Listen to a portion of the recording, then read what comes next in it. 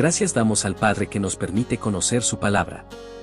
Este día escucharemos al hermano David Hernández bajo el tema, aumentar nuestra fe.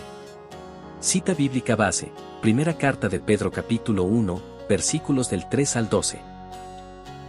Quiero iniciar con una pregunta.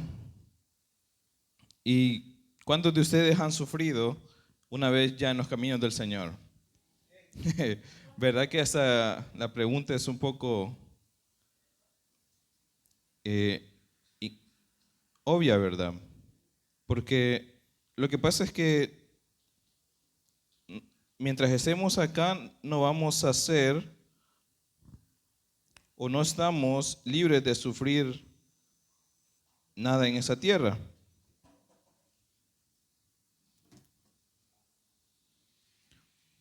Por eso les preguntaba, ¿ya hemos sufrido físicamente siendo cristianos?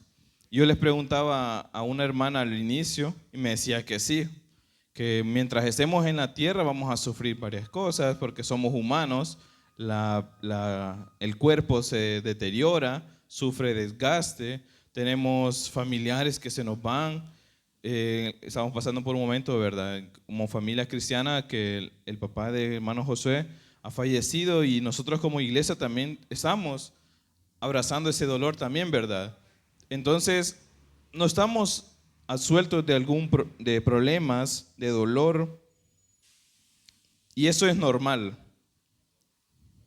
Incluso Jesús, los apóstoles, la iglesia primitiva sufrieron. ¿Cuántos han leído eso? ¿Verdad que ellos, bueno, veamos desde la parte de Jesús, Jesús no vino aquí en buen estado, Él no nació en un hospital famoso, en un hospital de lujo, sino que Él nació, ¿dónde? En un pesebre, en un lugar donde no debe nacer un ser humano, ¿verdad? Los apóstoles también, ¿qué pasaron? Fueron perseguidos, fueron apedreados, fueron ofendidos. Entonces, la iglesia primitiva, de igual manera, ellos sufrieron, fueron perseguidos por los romanos, fueron perseguidos por todos. Fueron odiados, ofendidos, rechazados. Y vemos que la vida cristiana no ha sido nada fácil y no es fácil. Es por eso que predicar el evangelio de la prosperidad es mentira. No podemos prometerle al mundo un mundo de rosas en la tierra. ¿Cuántos han predicado y le han dicho que cuando estén en el cristianismo van a ser todo perfecto? ¿Verdad que no? Esa es una mentira. Entonces, pero lo que nosotros sí podemos enseñar y la forma de poder evangelizar es que en Cristo tenemos cosas buenas y que las vamos a obtener una vez estando con Él en el cielo. Las promesas que nosotros tenemos de parte de Dios posiblemente no se cumplan aquí en la tierra, porque lo que se cumple aquí en la tierra es perecedero. Se marchita, se arruina, se deteriora, pero lo que es de parte de Cristo, lo espiritual, lo eterno, permanece para siempre. Amén.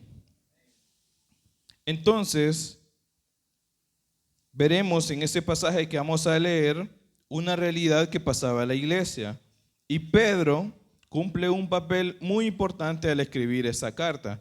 Así que quiero que vayan conmigo a leer la primera carta de Pedro.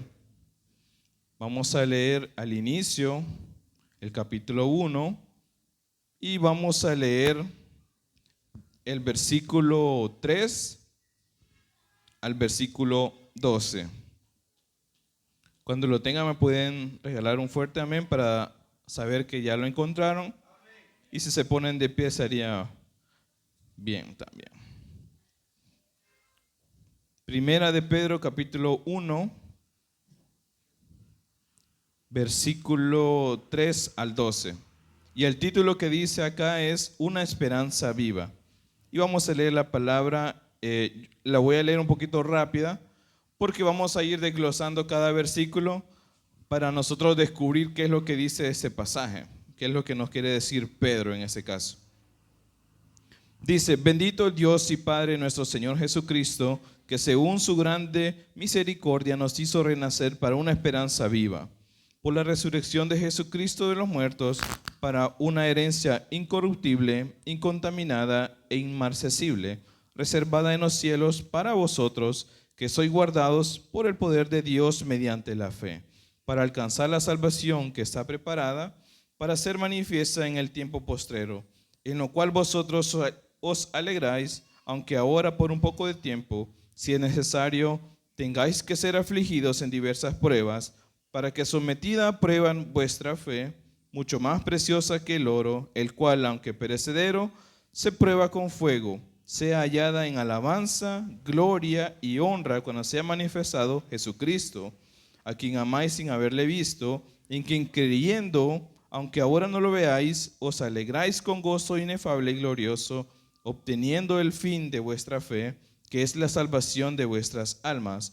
Los profetas que profetizaron de la gracia destinada a vosotros inquirieron y diligentemente indagaron acerca de esa salvación, escudriñando qué persona y qué tiempo indicaba el Espíritu de Cristo que estaba en ellos, el cual anunciaba de antemano los sufrimientos de Cristo y las glorias que vendrían tras ellos. A esto se les reveló que no para sí mismos, sino para nosotros, administraban las cosas que ahora os son anunciadas por los que os han predicado el Evangelio por el Espíritu Santo enviado del cielo, cosas en las cuales anhelan mirar los ángeles. Oremos. Gracias, Padre Santo, por tu amor, por tu misericordia y por tu bondad, Señor. Gracias porque tú estás con nosotros y tú nos muestras tu palabra de una manera tan preciosa que nosotros podamos comprenderla. Señor, ayúdanos, danos sabiduría, danos entendimiento para nosotros poder escudriñar tu palabra y poder enriquecernos de lo que tú has revelado a esos hombres de Dios. Gracias, Señor, porque eres bueno con nosotros y gracias porque has sido bueno con la Iglesia Central. Amén y amén. Antes de ir desglosando cada versículo, y perdón que haya ido bien rápido, pero vamos a ir un poco despacio, ya vayamos desarrollando el tema. Pero quiero dar unos datos históricos. Obviamente esa carta fue escrita por Pablo, y si usted notó el lenguaje de Pedro, el lenguaje de Pedro era bien distinguido. Y muchos dicen que Pedro no tenía ningún estudio, pero usted puede notar algo diferente en su lenguaje, porque cuando yo leía eso, obviamente eso está traducido al español, pero cuando usted nota la lectura de Pedro, nota que el lenguaje de él es bien distinguido. Y dicen los teólogos que su griego era muy pulido, es decir, que él manejaba bastante el griego. Pero ¿por qué manejaban el griego si él era judío? Y eso pasa como ahora se conoce la sociedad, ¿verdad? Que ahora se habla el español y se habla el inglés. Y es decir que en Galilea, en ese entonces, era una tierra bilingüe. Traducido ahora es como que ahora habláramos inglés y español para nosotros poder hacer las cosas que hacemos diariamente, ¿verdad? Entonces, como Pedro trabajaba de forma comercial, era un comerciante, entonces para él era necesario aprender otro idioma para poder comunicarse y vender sus peces, ¿verdad? Entonces, de esa manera, el griego que él manejaba era muy distinguido y se podía entender con las demás personas. Pero en Hechos 4:13, cuando dice que eran hombres que no tenían estudios, es muy probable que se refiriera a que ellos no tenían estudios teológicos. Pero esa es una idea muy baja, con poco argumento. Lo que podemos notar es que Pedro sí tenía conocimiento de las Escrituras y podemos ver que él hablaba muy bien el griego. El tercer punto del objetivo de la carta era animar a los cristianos. Vamos a hablar un poco sobre el contexto, que en ese caso, en el caso que se escribió la primera carta de Pedro, estaba ocurriendo algo en la historia de la iglesia, y era que estaban siendo perseguidos por un gobernante romano, que es Nerón. Entonces ellos estaban siendo perseguidos, la iglesia estaba siendo perseguida por una cosa que pasó, quizás un poco malentendido, según lo que yo he estado leyendo, es que Nerón quería construir nuevamente Roma. Y para volver a construirla tenía que destruir toda Roma, quería quemarla. Pero de alguna manera políticamente no querían dejar que Nerón hiciera eso. Al final él lo hizo y él, para lavarse las manos, le echó la culpa a los cristianos. Imagínense la maldad de este hombre, ¿verdad? Quería culpar a los cristianos de algo que no hicieron. Entonces, tras el odio que ya tenían con los cristianos, más esta mentira que les puso Nerón encima, la gente odiaba más a los cristianos. Entonces los cristianos eran obligados a trasladarse de un lugar a otro y moverse para poder salvar sus vidas y predicar a sí mismos, porque ellos aprovechaban el tiempo. Cuando en el lugar donde iban, ellos predicaban. Entonces, de esa manera, ellos llevaban el mensaje de Dios de una nación a otra. Pero eran perseguidos y ellos eran quizás fuertemente perseguidos a muerte por esto. Pero encontré también en la parte de lo que estaba estudiando esto, que Pedro lo conocen como el apóstol de la esperanza. Y si ustedes fueron o han leído esa carta, encuentran bastantes palabras bonitas de parte de Pedro a la iglesia. Y entonces se nota que Pedro tenía ese amor hacia la iglesia y quería darles esperanza a pesar de lo que estaban pasando. Entonces, a raíz de todo ese contexto, yo quiero desglosar ya el capítulo o la cita que hemos estado leyendo, que la iglesia estaba pasando por tribulaciones, estaba siendo perseguida, algo que no es tan similar a lo que nosotros vivimos ahora, ¿verdad? Nosotros, gracias a Dios, tenemos comodidad para hacer cultos, tenemos un lugar bien bonito para hacer los cultos, las congregaciones, los devocionales, tenemos toda esa libertad. Pero imagínense, pónganse a pensar que la iglesia primitiva en un momento no tenía eso. Ellos hacían sus cultos en cuevas, hacían sus cultos debajo de las calles, en catacumbas, en varios lugares que no son lugares bonitos, poder decirlo así, para hacer un culto. Pero ellos tenían algo muy importante, que es la devoción a Dios, el amor hacia Dios. Ellos habían creído en algo muy diferente a lo que otras religiones enseñan. Y por eso ellos estaban dispuestos a dar su vida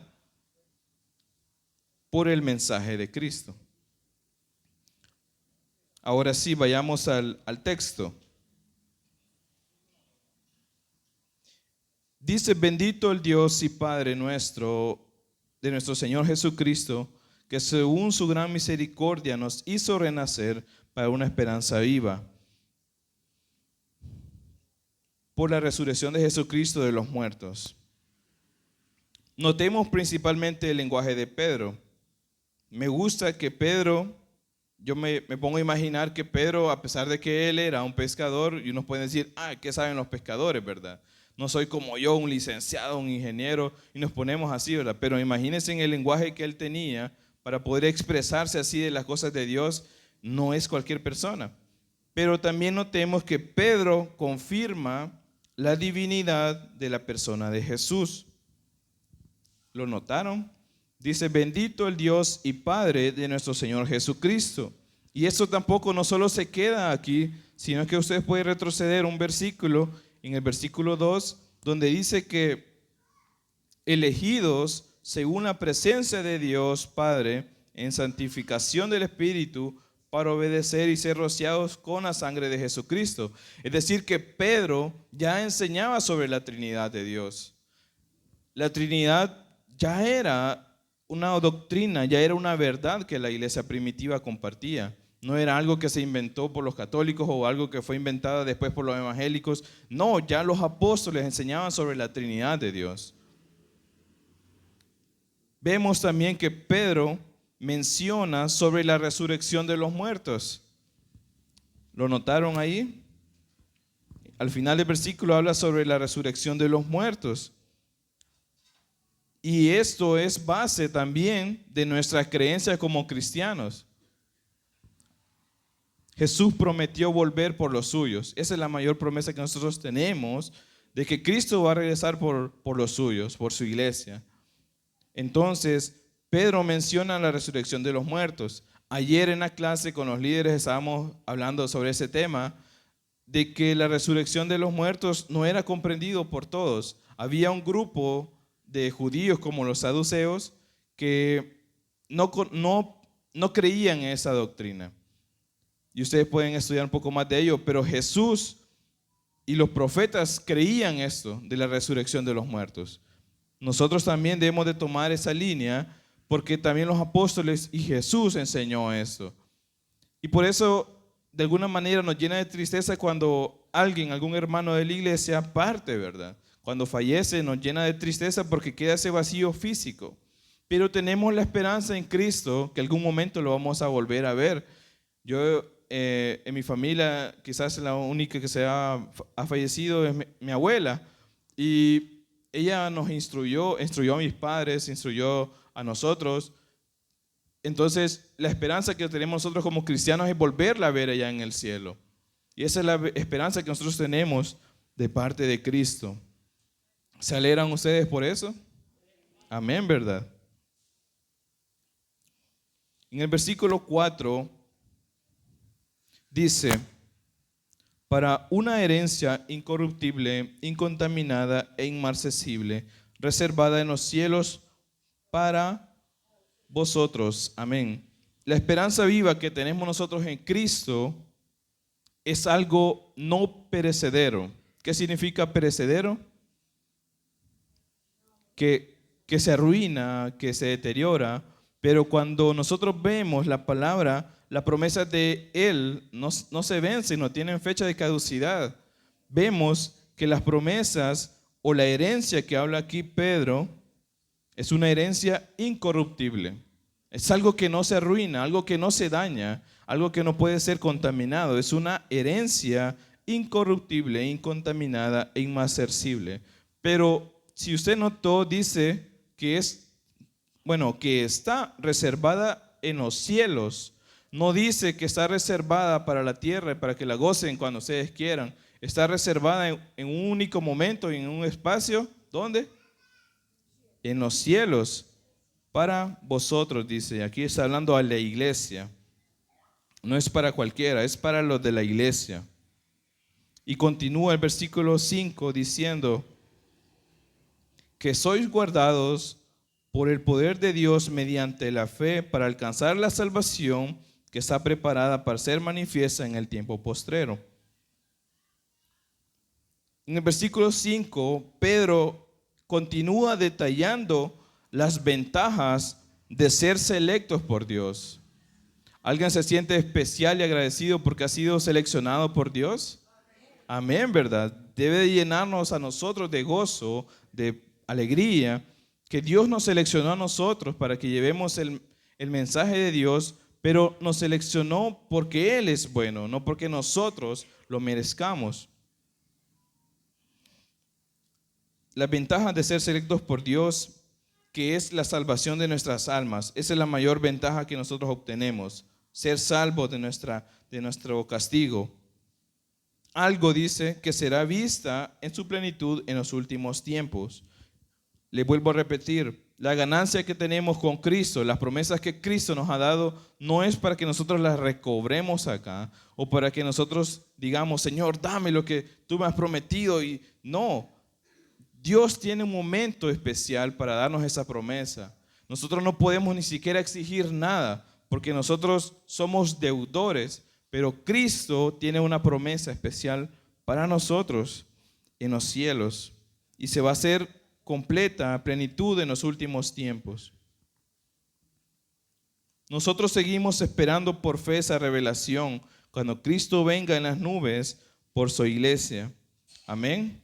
¿Esperamos a Cristo en las nubes o lo esperamos ahí que aparezca en cualquier lugar? No, ¿verdad? La palabra dice que lo vamos a esperar a Él en las nubes y nos vamos a gozar cuando Él venga, porque esa es la mayor alegría que nosotros debemos de tener. Si voy muy rápido me dicen, porque creo que hay muchos temas que abarcar y por eso no empecé del versículo 1, porque si empezaba el versículo 1 iba a tener que desglosar muchos más temas. pero espero que me vayan entendiendo, hermanos. Yo creo que me estoy dando a entender y ustedes como cristianos sé que también estudian la Biblia y les da mucho sentido lo que yo estoy hablando. Versículo 6 dice: en lo cual vosotros os alegráis, aunque ahora por un poco de tiempo, si es necesario, tengáis que ser afligidos en diversas pruebas. ¿Qué dice? Que tenemos que podemos pasar por aflicciones en diversas pruebas. Ahora Pedro menciona que algunos están gozando de esa esperanza. Yo sé que no todos están sufriendo ahora, sé que a algunos les va bien, a otros les va mal, pero no es que así sea que debe de ser, sino que Dios tiene un propósito para lo que está pasando. Me llena de alegría porque temprano estoy hablando con otra hermana, la saludé y me decía que le dolían las rodillas. Imagínense el esfuerzo que ella hace para venir a la iglesia, para estar aquí escuchando la palabra de Dios. Y muchos que tienen toda la facilidad, tienen quizás hasta carros, tienen comodidades, tienen sus extremidades bien, no tienen quizás artritis ni nada, y no vienen a la iglesia. Imagínense, y una hermana que le cuesta caminar, viene y hace todo el esfuerzo para venir a la casa de Dios. ¿No es eso una lección para nosotros? Y que yo le preguntaba a ella por qué lo hace, porque dice que ella se siente mal cuando no viene a la iglesia. Imagínense cómo nosotros debemos de enfocarnos en las cosas de Dios, cómo nosotros debemos de pensar qué es lo más importante, quedarme en la casa un domingo a dormir o venir a aprender un poco más de la palabra de Dios. Entonces, muchos hermanos ahora están gozando, ¿verdad? Cosas bonitas, y realmente estar en Cristo tenemos una mayor esperanza. Podemos quizás tener hasta los mismos problemas del mundo, pero con Cristo tenemos un consuelo diferente. Si tenemos deudas, enfermedades, lo bonito que nosotros tenemos es un consuelo de parte de Dios a través del Espíritu Santo. Pero el mundo, ¿qué tiene? Nada, ¿verdad? Está desanimado, está desconsolado, no tiene nada. Entonces, esa es una de las cosas, de las ventajas que tenemos de estar con Cristo. Y ese es el gozo que nos da esta esperanza. Estamos felices porque Cristo viene pronto. Amén, ¿verdad? En ese momento dice que la parte de la iglesia estaba siendo perseguida y ellos tenían tribulaciones. Cuando ustedes leen eso, ¿qué se ponen a pensar? ¿Qué imaginan? ¿Qué tipo de persecución estaban pasando? Porque muchas veces imaginamos que lo estaban siguiendo y no, ¿verdad? A veces una amenaza de muerte es bien feo, ¿verdad? Porque uno dice, ¿será que me van a tocar a uno de mis hermanos, a uno de mis hijos, a un papá, a un familiar? Se siente feo. Y la persecución era similar. Entonces, usted note la gravedad del asunto, que la iglesia no estaba siendo perseguida solo porque eran ahí, ¿verdad? Sino que ellos eran odiados por la sociedad. Entonces, yo creo que nadie quiere vivir eso, ¿verdad? Estar atribulado día y noche. Pero ellos lo hacían y les pasaba esto, pero no se desanimaban porque tenían la confianza de que Cristo los iba a recompensar en algún momento. Y esa es la mayor esperanza. Y ellos estaban dispuestos a entregar su vida por defender este mensaje, por defender el evangelio. Y miren que hasta ahora viene ese evangelio. Ha llegado a nosotros a este tiempo, 2000 años después, y es porque esos hermanos han sabido llevar el evangelio, han sabido llevar y compartir el evangelio a otros. Entonces las tribulaciones nos ayudan para algo bueno.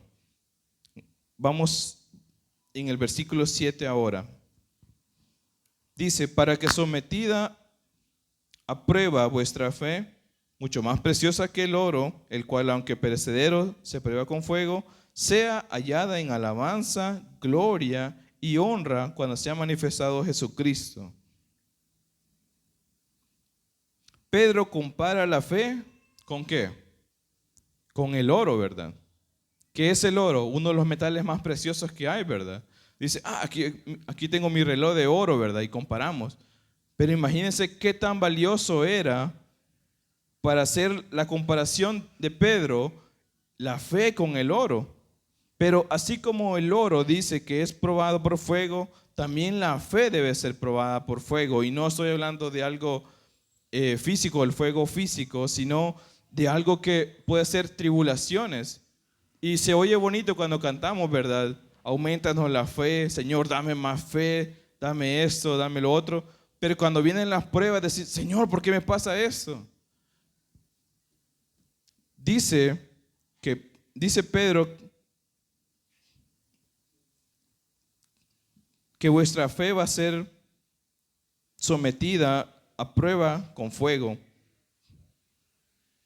Pero también dice que muestra que el resultado de las pruebas debe ser para exaltar a Dios por todo. ¿Cuál debe ser el resultado de las pruebas? Exaltar a Dios. Porque muchos dicen, bueno, ya salí de esta deuda gracias a que yo me esforcé, gracias a que trabajé horas extra, gracias a que hice esto y lo otro. No, ¿verdad? Yo sé que la mayoría de los que han estado acá y han pasado por diferentes pruebas, yo sé que ustedes dan la gloria a Dios por salir de ellas. Y ese es el resultado de las pruebas. Las pruebas nos ayudan a construir una fe más fuerte, nos ayudan a ser mucho más resistentes ante cualquier otra dificultad, pero todo con el único objetivo de alabar a Dios. Porque si nosotros no glorificamos a Dios por todo lo que nos pasa, estamos siendo malos hijos, malos cristianos. Me gustó una publicación que hizo Josué, que citó a Job. Dice, Jehová quitó, Jehová dio, Jehová quitó, ¿verdad? Sea el nombre de Dios bendito. Y él está pasando por un momento bien difícil, pero esa debe ser nuestra actitud en todo momento. Exaltar a Dios cuando tengamos cosas, cuando no tengamos cosas, en la salud, cuando estemos enfermitos, también debemos de exaltar a Dios, porque a Dios le agrada eso, que nosotros no nos fijemos en lo físico, sino que veamos que hemos depositado nuestra fe y confianza en Dios y que en su momento Él nos va a recompensar. ¿Se está comprendiendo el mensaje, hermanos? Amén. Me alegro por eso, hermanos. Versículo 8 dice, a quien amáis sin haberle visto, en quien creyendo, aunque ahora no lo veáis, os alegráis con gozo inefable y glorioso. Vemos ahora que incluso en la iglesia primitiva había muchos que no habían conocido a Jesús directamente.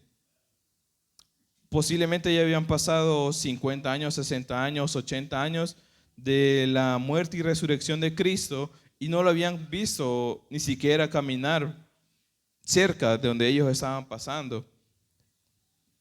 Pero eso es similar a lo que la iglesia evangélica ahora cree. Porque nosotros o alguno de ustedes ha visto a Jesús físicamente. No, ¿verdad? ¿Y cómo es que creemos nosotros en Él si no lo hemos visto? Amén. Me gusta esa respuesta. Hemos creído en Cristo por fe. Y Pedro dice esto, dice que ustedes aman a Él sin haberle visto, en quien creyendo dice, aunque ahora no lo veáis, es decir, que Pedro está anunciando que lo vamos a ver después. Dice, os alegráis con gozo inefable y glorioso. Es decir, que ellos no estaban tristes porque no lo miraban. Ellos no estaban tristes por todo lo que le estaba pasando. Ellos estaban alegres, con un gozo inefable, dice, y glorioso. Obteniendo, bueno, ese es el versículo 9, pero ellos estaban alegres por todo lo que estaba pasando. Yo creo que la iglesia primitiva para nosotros debe ser un ejemplo constante. Por eso hablar de la reforma no solo significa volver a Martín Lutero, sino que hablar de la reforma nos lleva incluso a los apóstoles, incluso a los profetas, porque todo debemos de buscar glorificar al Padre en todo lo que hacemos. Pero me llama la atención que aunque ellos estaban siendo perseguidos, ellos estaban alegres, ellos estaban gozosos. Y es similar a lo que yo compartía con la hermana temprano, porque yo le preguntaba, ¿usted está triste de venir? No, me decía, yo soy alegre. Incluso varios hermanos que quizás tienen dificultad para venir, el hermano Jesús también, que le cuesta venir un poco, pero él está alegre para venir a la casa de Dios. Y varios hermanos también, yo sé que disponen de su tiempo para venir a la casa de Dios. Y eso es la actitud que debemos de tener todos. No venir a la iglesia de una manera, ay, es que domingo otra vez y qué aburrido. Y no, ¿verdad? Y los hermanos estaban alegres porque iban a escuchar de Dios, porque habían tenido un encuentro con Cristo de una manera especial, aunque no físico, pero de una manera especial habían conocido a Jesús. Nosotros también conocemos a Jesús por la fe, porque la palabra nos muestra que Cristo ha resucitado y por eso nosotros creemos en eso. Y esa es la esperanza que nosotros tenemos, irnos con Él. Versículo 9 dice, obteniendo el fin de vuestra fe, que es la salvación de vuestras almas. Ahora surge una duda. ¿Cómo podemos nosotros salvarnos? ¿Tenemos que hacer algo? Piénselo un momento. Si su respuesta fue que sí, pues vuelva a estudiar la palabra.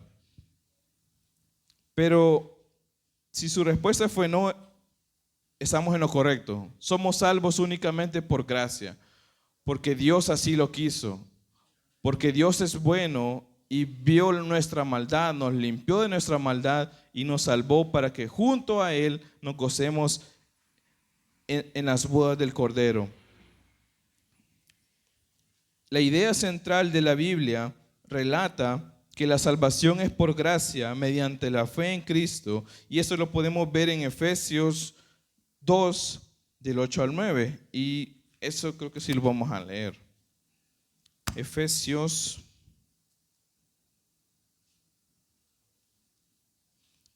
2.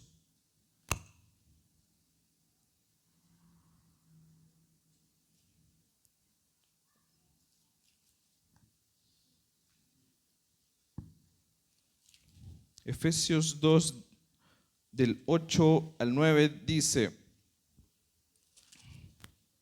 porque por gracia sois salvos, ¿por medio de qué? De la fe. Y eso no de vosotros, pues es don de Dios, no por obras para que nadie se gloríe. Yo sé que ustedes se pueden ese versículo, ¿verdad? Pero ¿lo comprendemos a totalidad? Que a veces decimos, bueno, tengo que hacer esto porque si no, Dios no me va a perdonar. O debo de hacer esto porque así yo me siento bien. Pero realmente lo que Pablo en este caso le dice a los efesios es que la salvación es únicamente por gracia. Y nosotros no podemos hacer nada más. Pero dice que es por medio de ¿qué? No están poniendo atención, hermanos. Por gracia sois salvos por medio de la fe. Y eso no de vosotros, dice. Por eso la fe juega un papel muy importante en nosotros como cristianos. Aparte de que dice que sin fe no podemos agradar a Dios, ¿verdad? Entonces la Biblia habla acerca de la salvación que es por gracia mediante la fe en Cristo. Y esto es chocante para aquellos que por méritos quieren obtener la vida eterna.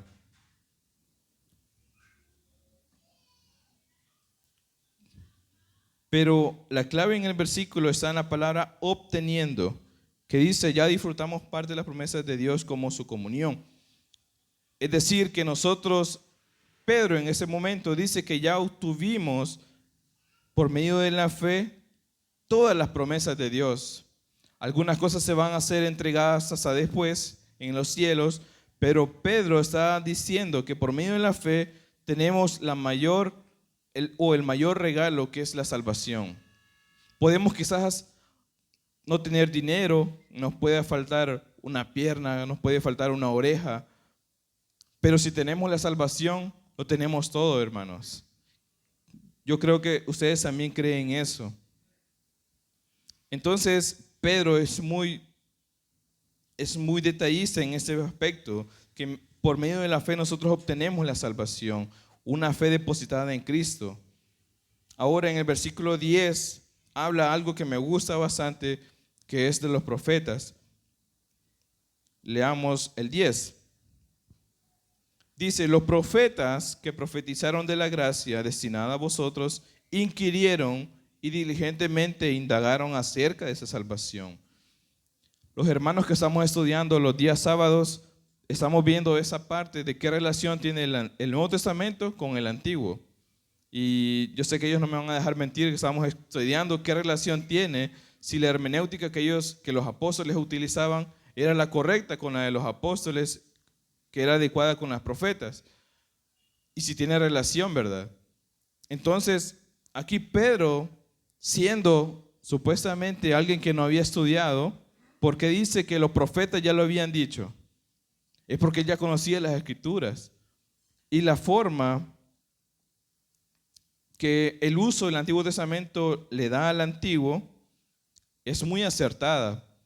Todo lo que Jesús enseñó y predicó, los apóstoles predicaron, era con base al Antiguo Testamento. No podemos descartar el Antiguo Testamento, sino retomarlo como algo que se continúa en el Nuevo Testamento y ahora se continúa en este siglo. Todo está enlazado, nada está separado. Es por eso que Jesús, los profetas y los apóstoles están todos enlazados para enseñarnos sobre la gracia destinada a vosotros. Los apóstoles dice que predicaban con los escritos de los profetas y la ley, porque eran las escrituras hasta ese entonces. Y yo me pongo a pensar, ¿a quiénes tenían que convencer los apóstoles? A los judíos, ¿verdad? A la gente que ya conocía la ley, a la gente que ya conocía a los profetas. Entonces, ¿cómo les iban a predicar con algo que inventaron ellos? No podían, ¿verdad? Tenían que tomar las escrituras que ya estaban. Por esa razón es que los apóstoles y Jesús mismo predicaba con el Antiguo Testamento. Pedro menciona también que los profetas indagaron sobre esa revelación de un Mesías. ¿Ya han encontrado eso ustedes en la Biblia? Que los profetas hablaron de un Mesías que iba a venir. En Isaías, ¿verdad? Ya lo vamos a leer. Pedro menciona que indagaron, es decir, que ellos no se quedaron con lo que conocían, y ellos también fueron diligentes al compartir esas revelaciones de parte de Dios a la gente. Así como los profetas, también lo hicieron los apóstoles. Ellos recibieron la revelación de Cristo, del Mesías, que vino al mundo. Ellos lo compartieron ese mensaje. Ahora nosotros hemos recibido también esa palabra. ¿Y qué debemos de hacer? Ser diligentes y compartirla con los que no la conocen. Porque el tema de la semana de misiones, no escondas la luz, es porque nosotros debemos de compartir lo que nosotros hemos recibido. No podemos ser egoístas con lo que hemos recibido por gracia. Entonces dice que los profetas fueron diligentes con esa noticia y se preocuparon por compartirla. Y si notamos, llega hasta nosotros esas profecías que ellos mismos recibieron. Si Dios nos hubiese revelado a Isaías prometiendo que había un Mesías y los apóstoles no hubiesen leído las profecías del profeta Isaías y los apóstoles no hubieran predicado sobre eso, nosotros no hubiéramos conocido el Evangelio. Imagínense, estuviéramos ignorantes de las Escrituras, ignorando por completo el regalo de salvación y estuviéramos condenados a muerte. Entonces, noten la importancia de ser diligentes y de poder compartir esas buenas nuevas que nosotros hemos recibido. No podemos quedarnos de esa manera cortos y ignorar y dejar de compartir las buenas noticias. Vámonos al versículo 11, avanzando un poquito. Dice, escudriñando qué persona y qué tiempo indicaba el Espíritu de Cristo que estaba en ellos, el cual anunciaba de antemano los sufrimientos de Cristo y las glorias que vendrían tras ellos. Notemos que los padecimientos que Cristo sufrió ya estaban profetizados. Ahora sí vamos a leer Isaías. y nos vamos a Isaías, ahí un poquito más atrás en el Antiguo Testamento.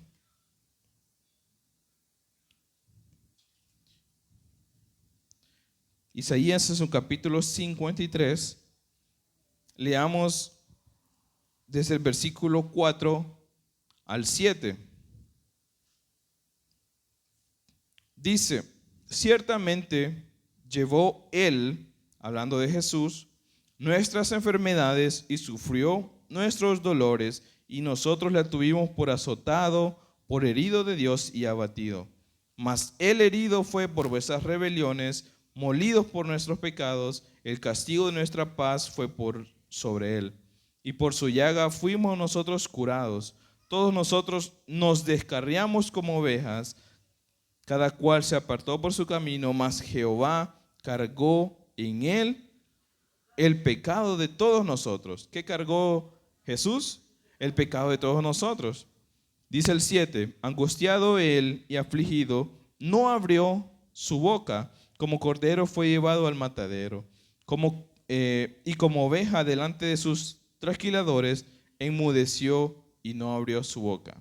Imagínense qué feo lo que Jesús sufrió por nosotros, pero qué bonito lo que Él hizo por nosotros. Bien contradictorio, ¿verdad? Bien feo que Él haya sufrido por nosotros, por personas que somos completamente corruptibles, malos. Él lo hizo por nosotros por amor, porque Él es bueno.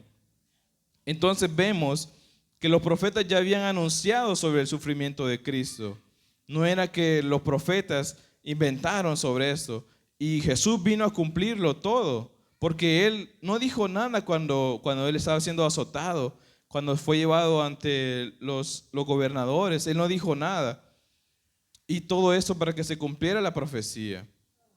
Imagínense todo cómo está conectado desde Génesis, los reyes, los profetas, y todo está conectado para que nosotros tuviéramos este mensaje ahora y nosotros lo ignoramos por completo y decimos, ir al culto otra vez a perder el tiempo, ir al culto otro domingo, si yo puedo estar en la playa, puedo ir a pasear con mis amigos.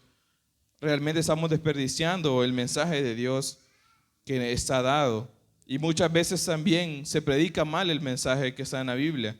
Se agregan comentarios que no van acorde a lo que la Escritura dice. Y eso nos destruye a nosotros como iglesia porque nos hacemos de un oído más suave cuando realmente lo que nosotros debemos de escuchar es la palabra de Dios, porque es la que nos edifica, la que nos alimenta, la que nos llena. Amén, hermanos.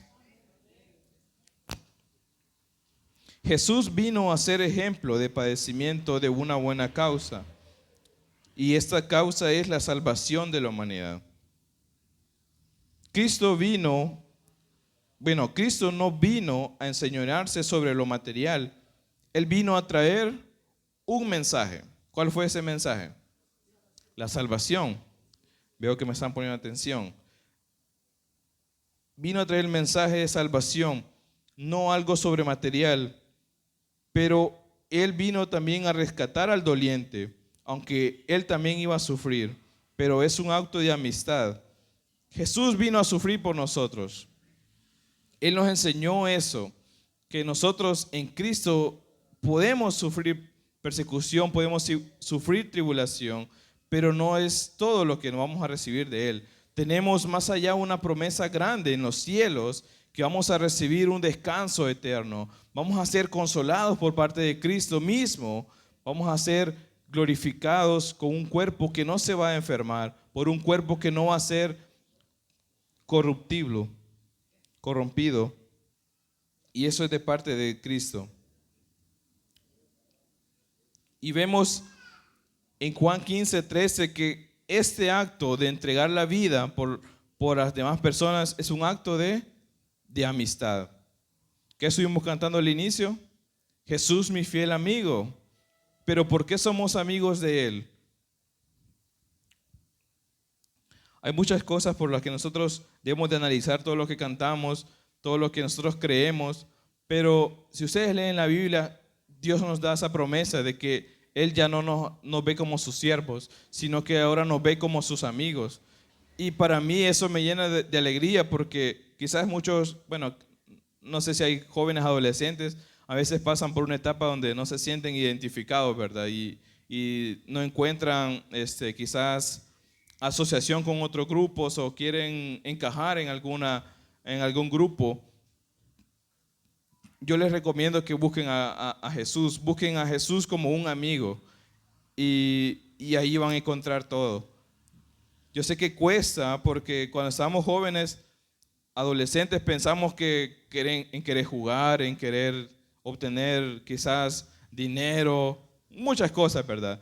Pero si nosotros nos enfocamos en tener una relación con Cristo, en tener esa amistad que Cristo nos promete, todas las cosas de ahí para allá van a ser completamente diferentes. Es posible que hasta muchas cosas se nos eviten, muchos problemas,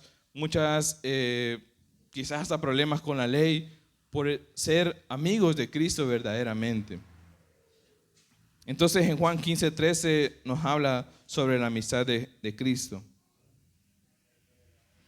En el versículo 12 dice, a eso se le reveló, hablando aquí de los profetas, dice, que no para sí mismo, dice, sino para nosotros administraban las cosas que ahora os son anunciadas por los que os han predicado el Evangelio por el Espíritu. Es decir, traduciendo lo que dicen esas 3 líneas, es de que ellos no guardaron el mensaje para ellos.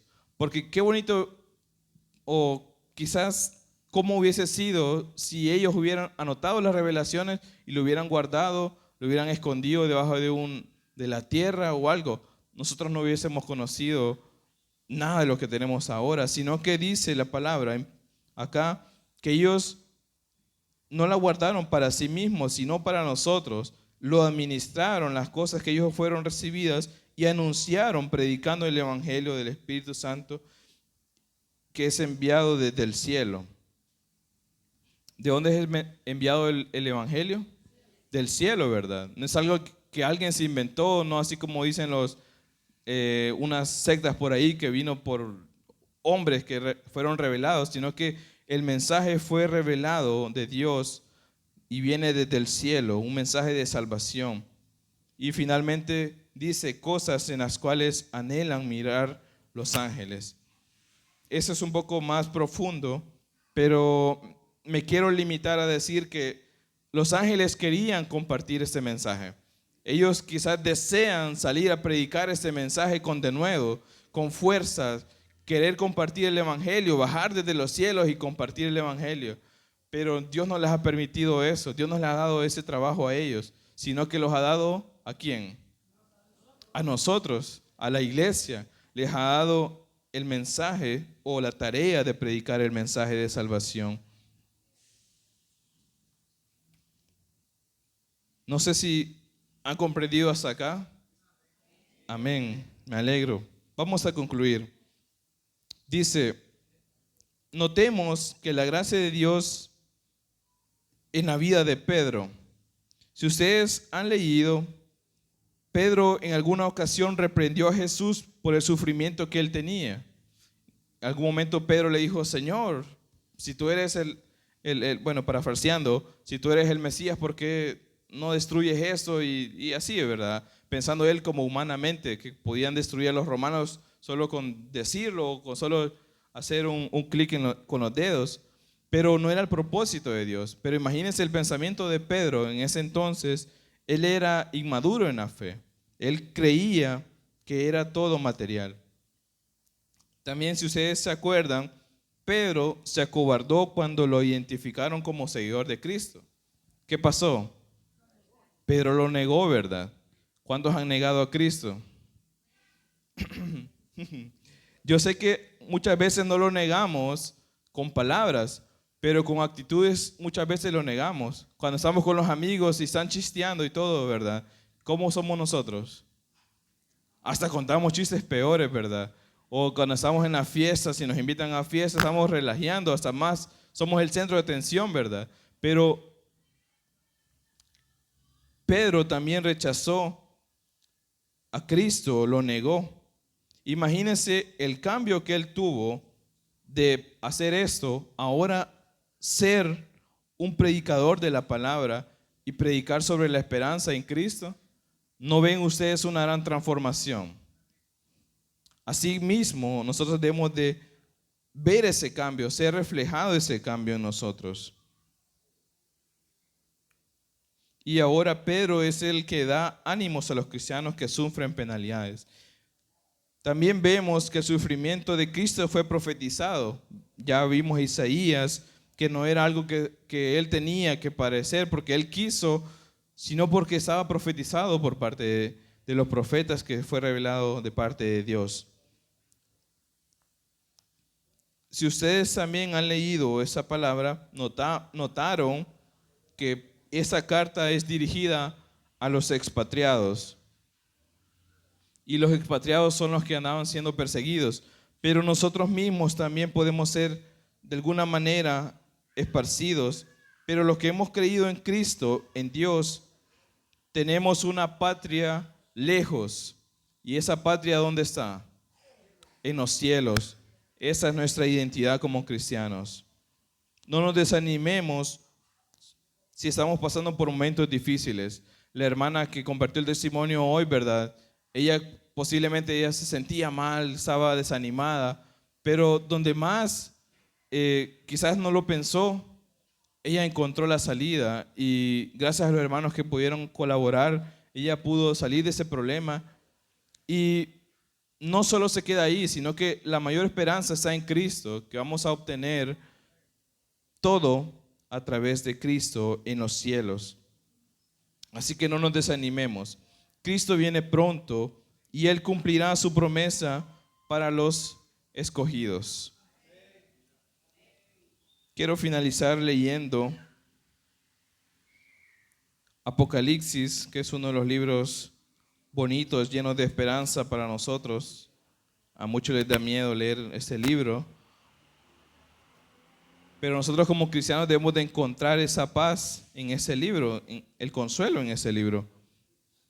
Apocalipsis 21, leamos 4 versículos y con esto voy a finalizar. Dice: vi un cielo nuevo y una tierra nueva, porque el primer cielo y la primera tierra pasaron y el mar ya no existía más. Y yo, Juan, vi la santa ciudad, la nueva Jerusalén, descender del cielo de Dios, dispuesta como una esposa ataviada para su marido. Y oí una gran voz, dice, que decía: he aquí el tabernáculo de Dios con los hombres, y Él morará con ellos, y ellos serán su pueblo, y Dios mismo estará con ellos como su Dios. Y lo que me gusta es el 4, dice: enjugará Dios toda lágrima de los ojos de ellos, ya no habrá muerte, ni habrá más llanto, ni clamor, ni dolor, porque las primeras cosas pasaron. Amén. Imagínense la promesa de Cristo, ¿verdad? Qué bonito. No podemos nosotros ignorar esto. La verdad que eso me llena de alegría compartirlo y espero que ustedes hayan comprendido el mensaje. Que podemos estar pasando por muchas pruebas, muchas dificultades, pero la mayor esperanza está en Cristo. En Cristo Jesús, que nos ha salvado para algo eterno. Dios les bendiga, hermanos.